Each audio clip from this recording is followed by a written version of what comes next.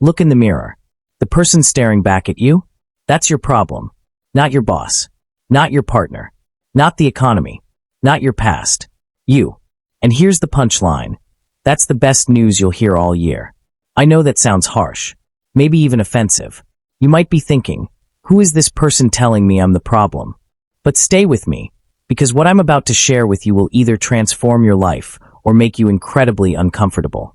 Maybe both. See, we live in a culture of blame. It's always someone else's fault. Your parents messed you up. Your ex broke your heart. Your company doesn't appreciate you. Society is rigged against you. And you know what? Some of that might be true. But here's the uncomfortable reality. As long as you're blaming external factors for your problems, you're powerless.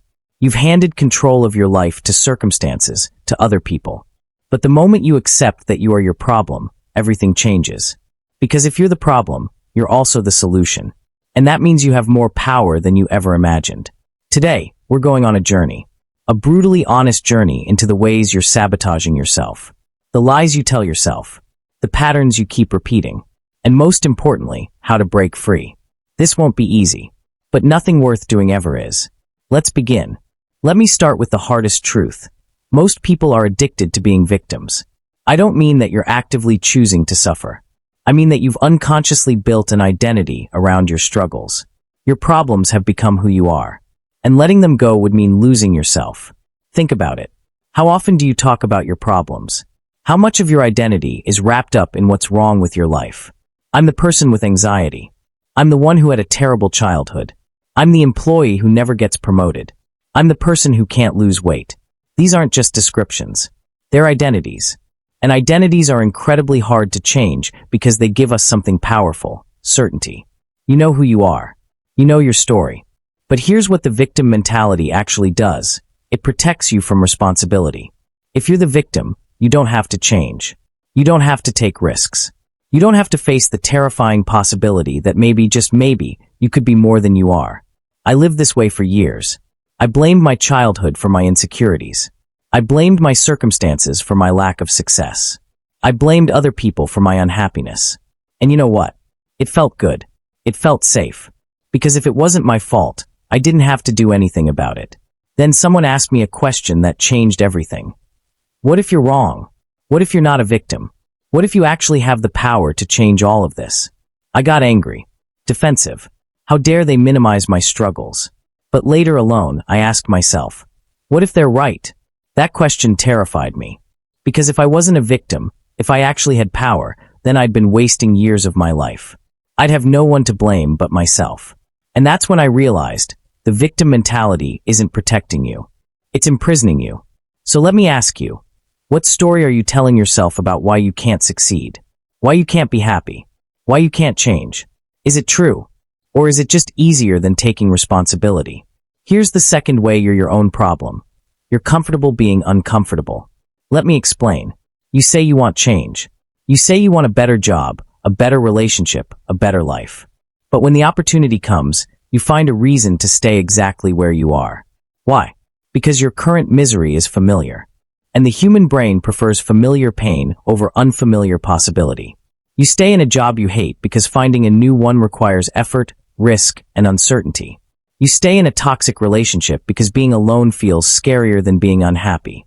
You stay overweight because changing your eating habits is harder than complaining about your weight. You stay broke because building wealth requires discipline you're not ready to commit to. See, you're not stuck. You're choosing to stay.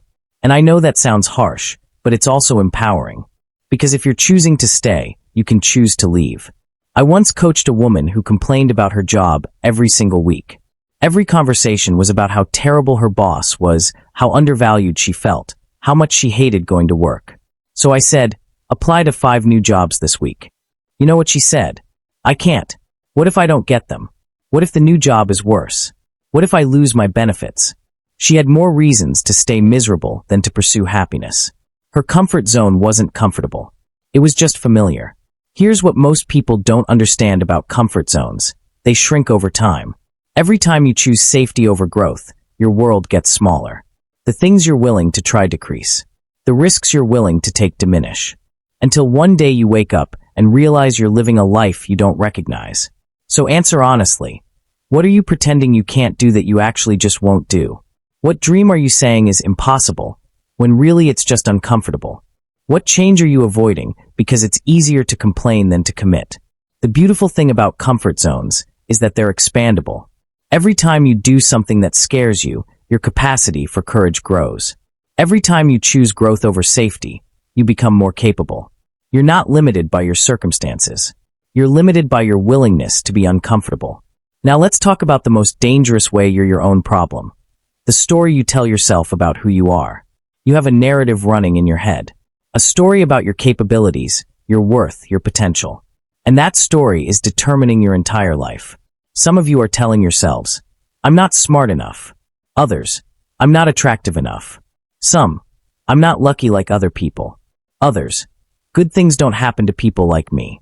And here's the thing, you have evidence for these beliefs. You can point to times you failed, times you were rejected, times things didn't work out. So the story feels true. But it's not true. It's selective. Your brain has something called confirmation bias. Once you believe something about yourself, your brain actively looks for evidence to support it and ignores evidence that contradicts it.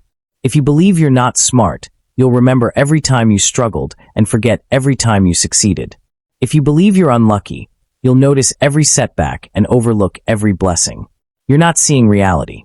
You're seeing a filtered version of reality that confirms your existing beliefs. For years, I told myself I wasn't a natural leader. I had evidence. I'd been passed over for promotions. People didn't listen to my ideas in meetings. I was quiet and introverted. That story kept me small. I didn't apply for leadership positions because I'm not a leader. I didn't speak up in meetings because people don't listen to me. Then a mentor challenged me. You're not a leader. You're someone who hasn't developed leadership skills yet. There's a difference. That reframe changed everything. I wasn't inherently limited. I just hadn't learned yet. So here's what I want you to do. Identify the story you're telling yourself, the limiting belief that's running your life. Now ask, is this actually true, or is this just a story I've repeated so many times I believe it? Then ask, what if the opposite were true? What if I actually am capable? What if I actually am worthy? What if I actually can succeed? What would you do differently if you believed that? Here's the truth. You're not discovering who you are. You're deciding who you are. Every day, with every choice, you're authoring your own story. The question is, are you writing a story of limitation or possibility? Hey, let's pause for a second.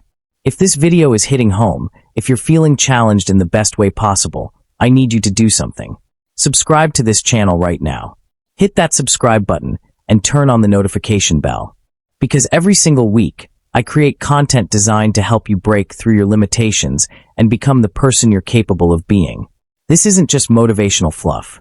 This is real, practical wisdom that will change your life if you apply it. So subscribe now. Join thousands of people who are done making excuses and ready to take responsibility for their lives. Do it right now. I'll wait. All right, let's get back to it.